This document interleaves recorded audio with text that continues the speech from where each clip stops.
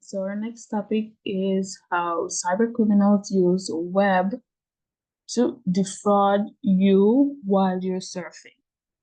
So sometimes we're just on the internet browsing, looking at nice clothes, nice shoes, fancy things, reading some articles.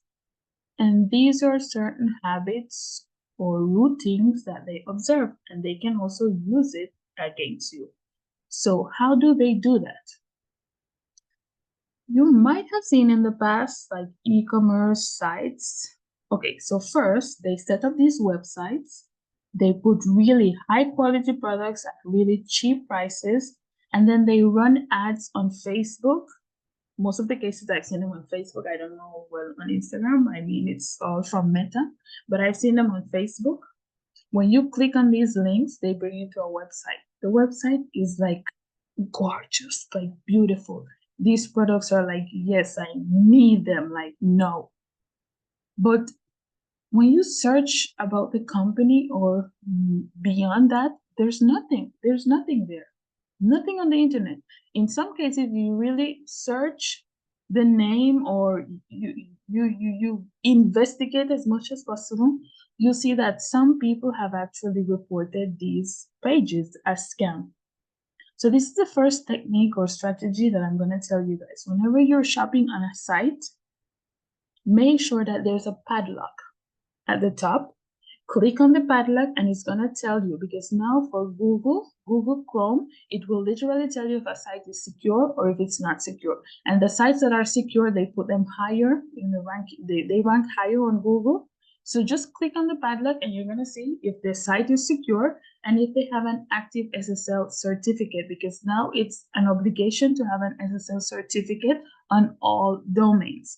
It's an obligation, but not everybody do, because if you're a scammer, why would you want to get an SSL certificate? And most likely you won't get it, because even for you to get an SSL certificate, you have to be a registered business and they have to verify your identity. So in most cases, these scammers will not be able to obtain an SSL certificate. So that's one.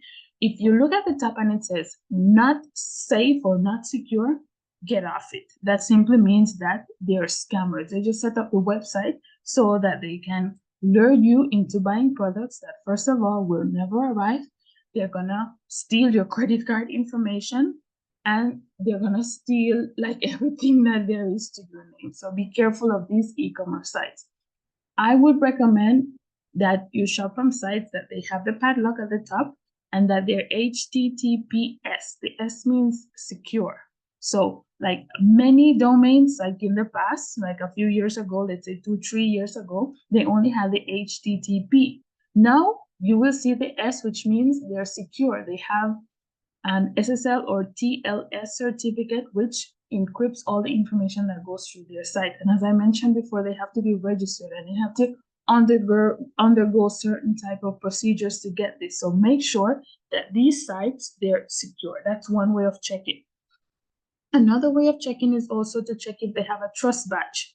And I cannot emphasize this, like when I tell people that, okay, my business main product is trust badge, you're like, okay, and what is that? You're not selling anything. Yes, I'm selling something, because what I was able to observe is that there's so many small businesses, e-commerce, they set up their website, they're beautiful. I know many of them personally because I was able to like interact with them on Facebook and talk to the owners and I check their profile. But when I go on their web page, the products are tempting, everything, but there's just something that is telling me not to buy. It is not developing any trust in me as a buyer. Why? Because there's no trust badge. And people might say, oh, it's just like a little badge. You cannot just simply go on the internet and download a badge, or you go in Canva and you decide, oh, I'm a trusted site. No, you have to go through a third party. So there's another person that is backing you, that is saying this person or this organization has been verified, and we've given them a trust badge to show that they're legitimate. So it's not all about just going on the internet and downloading a trust badge. Those are not the ones that I'm talking about. You might have seen recently trust badges where it said trusted sites. This is from McAfee.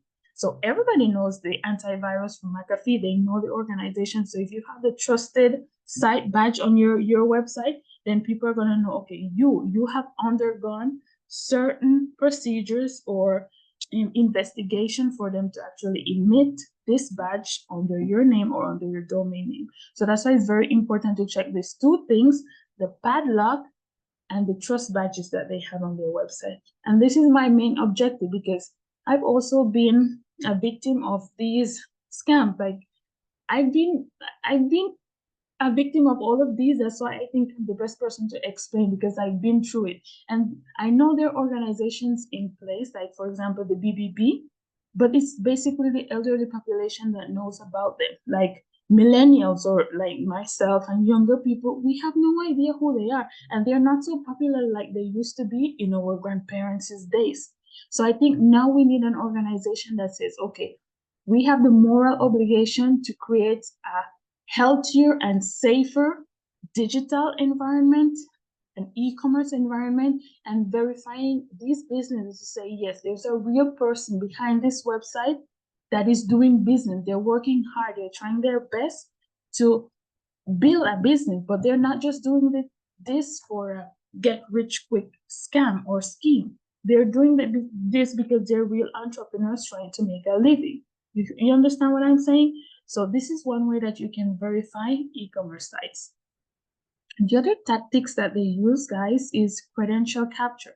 So you might have gone on a web page and they might look secure and everything, especially applications. And what they ask is that in order for you to access certain features or certain details on their web page, you have to provide your Apple ID or your Google credentials to proceed. This should be a red flag. I mean, yes, most of them you can sign up using your Google account, but remember, once you sign up to these platforms that you don't know, using your Google account, they have access now because you're basically opening your account so that these people have access to your Google account. You may not know this, but if you go into privacy settings, you might see who are able to like access your private information on and so many things that we can't even dare to imagine. So be careful. Like I understand if you create your LinkedIn profile and you use your Gmail, well, that's acceptable because these are organizations that are fighting every day to make online a much safer place and secure. LinkedIn is very secure. If you notice now, they even have a verification process where they verify you as a person and then they'll put the little star to say, okay, yes, Meta is doing it on Facebook and Instagram. Even though you have to pay, LinkedIn is still free for, I think, certain people. But in the future, it's gonna be an obligation that you have to pay for. So I think now if you can access those benefits, do it now while you can. That's my recommendation. The other one is malware attacks, clicking links and attachments. So yes, obviously they're gonna send you links that you have to click. Let me tell you, as I mentioned at the beginning of this course, we're curious and we want to know what is beyond that. But unfortunately, that is the curiosity that is killing cybersecurity, especially in the workplace. We're too curious. Like I grew up in a culture where they say curiosity kills the cat. Yeah, sometimes your curiosity, you just have to control it because yes, we're humans and we want to know more. It's good to be curious, but to learn, not curious to be like, okay, let me gossip or let me see what it is. Because sometimes these cyber criminals, they know how we flex, they know how we operate. So they're going to use techniques that relates to our personality traits. So if they know that you're a gossip and you like to be in people's business, then that's the easiest way. They're gonna send you something that looks so attractive or that looks like a gossip and they know you're gonna click on it. So by clicking on these links, there's another way that they infest your device, and they could infest a server, like a company server, and it's not cheap to get rid and to recover and to patch and to scan and to do all of this work on a server. Just ask a company how much it costs them, like to restore when there has been a cyber attack. It's hard. Just like a few months ago or weeks, Las Vegas was under attack. Like the whole city attacked, hotels. There's so many things not working. Why? Because there could just be one simple mistake from a worker, and that just made it easier for the attackers to enter and then just infect everything. So be careful with our curiosity. what we want to click on and what we want to download. I personally, in the past, yes, to be honest, I used to download like PDF and these documents because I love to read about business, entrepreneurship, and finance. So I would click on these PDF and I would save them on my computer. But then I noticed that it was not healthy. So like now, today, I don't download files on my computer. And if there's a photo or image that I want to use to represent or to explain a certain topic, I'm going to snip it. I am not going to download it on my computer. I snip everything. Like screenshot on your phone, but here on the computer, I snip it. That's the only way it's going to be on my computer because I'm not downloading anything that is going to affect me or they will be able to steal all the hard work that I have put in. So that's for one. And even on Facebook, I hardly click on links because I'm learning so much. It's like fear, but at the same time, it's expertise because the more you learn, the more you know what not to do. So in this case, there's certain things, there's certain links, especially in Facebook, that I don't click on because I read about light mining. So there could be, let's say they create a Facebook page, and at the beginning, they create it in a way that they convince people like, okay, they could talk about things like, oh, God and Jesus, and they talk about religious topics and, if God has been good to you. I mean, they play with these things, which there's nothing wrong with it, yes. But they start in a way, so they start getting likes and followers and comments, and then after that, they switch it up. And this is called the light mining. So they use these things, they create a powerful profile, Facebook profile, and then after that they start, okay, oh, if you want 10 tips to become more successful in life or to be more grateful and stuff like that, click on the links. But they already built a fan base and a profile, a trustworthy profile, and now they're gonna switch it around and use it to install malware on your device or probably to take over your Facebook account and so much more. So just be careful. The other one is ransomware attacks. So they will hold your device and say they'll give you back your device and your data until you pay. We don't know if they're going to do it for sure. So why paying for something? I mean, yes, sometimes we're worried that, oh my God, all those naked pictures that I had on my phone or all the things that I was doing. Please, guys, just be careful also what we store on our cell phone. I know sometimes it's tempting to experiment and do all kind of things, but just remember at the end of the day, the cell phone is so fragile that at any point you can lose it. And if you lose it, like, are you willing to have everything that's on your phone exposed to the world? Because it will be. Just remember that. Whatever you have on your phone, it should be able to go on the internet. I mean, we don't want that, obviously, but if it does, are you ashamed of what's there? So just be careful also what we store on our cell phone.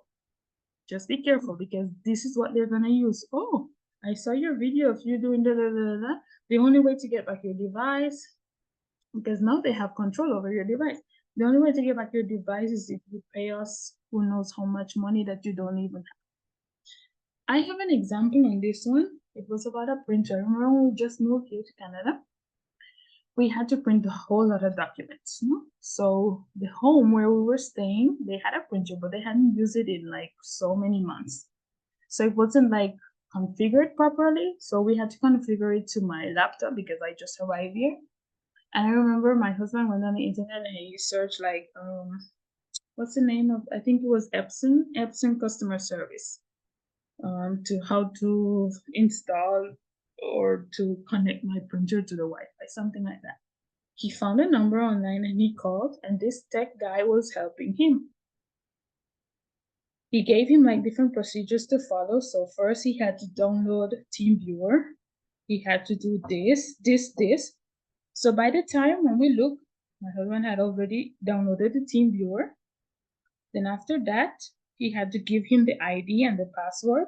So when I look and I realized what was going on because I was there with my kids, he was on our computer going in the how would you say, in the panel, the control panel, and that's where he's going to install some kind of virus. And I saw, because sometimes we don't know about this technology. Like in the case of my husband, maybe he wasn't familiar with team viewer, but I'd used it in the past because during the pandemic, I had to connect remotely to my office computer. So I used it in the past. So I know the power of team viewer. Like you can have control over another person's computer wherever they are. So in the moment, I told my husband, you know what? Turn it off. I tell him to turn off the computer quickly. And then I explained to him, like, okay, you know what? Now he had access to a computer and he could do whatever he wants. And then the guy was still on the phone and he's like, oh, you turn off the computer? And we say, yes, like, why do you need access to my computer to help me to connect my printer to the, yes, we were going to do it. So why did you call customer service? I say, we call because we want to help, but not for you to be checking my personal files or for you to be on my computer. Well, I think we reacted really fast because that would be another thing. We have so many documents like our passports photocopied and so many legal official documents on our computer that if they had stolen all this information, then we would be in the situation where we would have to pay a ransom just for them to give us back or for them not to leak our export information or just all of these delicate, sensitive information on the internet. You'll never know. So also this, sometimes we're not familiar with certain technology. We have to be careful. Be careful because just one simple mistake could be the end. And that's why the human element is the weakest or the most vulnerable levels of cybersecurity because we're imperfect humans and we make mistakes. And I think the most dangerous expression is, I did not know. To be honest, you don't have to be an engineer or a software developer or a coder or anything like that. We just have to be more active in the technological or digital world to understand the tactics that they use because just saying I did not know is dangerous because we are supposed to know not everything, but to know about the tactics that they use. So just being familiar with devices, with certain programs, with other apps can help you to understand when something doesn't feel right. And in that case, it didn't feel right for me, and I was able to react as quickly as possible, and I was able to convince my husband also to react in the moment. So it's all about understanding these, like, we all live in the cyber world, to be honest. Like, cybersecurity is not only like in the past, it was for IT specialists and people, engineers, and people who were good at writing codes. It's for everyone to know. I think it's an obligation for people of different backgrounds to know. Like, personally, I had no knowledge of cybersecurity. And so once I started learning, I'm like, you know what? Yes, there are ways that I can protect myself because I was so vulnerable. I was so naive that if they send me a link, I would just click on it and I wouldn't understand. Like at this point in my life, after reading so many articles, doing courses online, I'm skeptic. So if you tell me to do something, I'm gonna think about it and I'm gonna wait until I feel like doing. I'm gonna do it. Like nobody's gonna pressure me to do anything like I used to be in the past, to be honest. So no way. So guys, stay safe, be careful, and just look out for these tricks that they use. And yes, be safe, and I'll see you on the next one.